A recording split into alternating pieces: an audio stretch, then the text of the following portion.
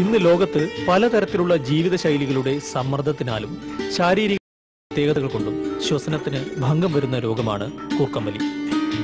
നിരവധി ആളുകൾ ഇതിനെ രഹസ്യമാക്കി വെക്കുകയും നിസാരമെന്ന് കരുതുകയും ചെയ്യുന്നു.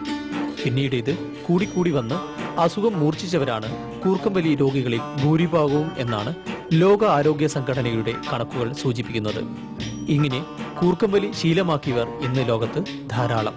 വേണ്ടത്ര ശ്രദ്ധ നൽകിയില്ലെങ്കിൽ പല അസാധാരണമായ രോഗങ്ങൾക്കും കാരണമായേക്കാവുന്ന വില്ലിന്റെ പരിവേഷമാണ് കൂർക്കമ്പലിക്കുള്ളത്. കൂർക്കമ്പലി എങ്ങനെ ഉണ്ടാവുന്നു? ഇപ്പോൾ എല്ലാവരും ഉറങ്ങുമ്പോൾ ഗാഠനിദ്രയിൽ നമ്മുടെ മാംസപേശികളെല്ലാം റിലാക്സ് ചെയ്യുന്നതോടൊപ്പം തന്നെ ശ്വാസനാളം കൂടെ റിലാക്സ് ആവുന്നു.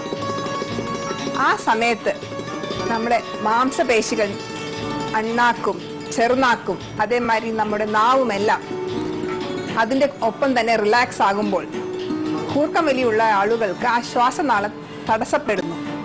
അതിൻ്റെ വണ്ണം കുറഞ്ഞു കുറഞ്ഞു വരുമ്പോൾ നമ്മൾ എടുക്കുന്ന ശ്വാസനാളത്തിൽ കൂടെ ശ്വാസകോശത്തിലേക്ക് പോകുന്നില്ല. അതിന് പകരം ആ ശ്വാസം ഈ നമ്മുടെ നാവിനെയും അണ്ണാക്കിനെയും എല്ലാം ചലിപ്പിക്കുന്നു.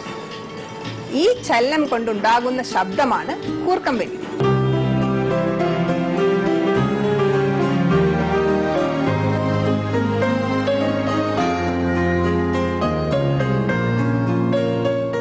അപ്പോൾ ഈ ശ്വാസം നമുക്ക് താഴേക്ക് പോകുന്നില്ല. ഈ വായു ശ്വാസകോശത്തേക്ക് പോകാതാകുമ്പോൾ തീർച്ചയായും നമ്മുടെ ശരീരത്തിലുള്ള ഓക്സിജന്റെ അളവ് കുറഞ്ഞു പോകുന്നു.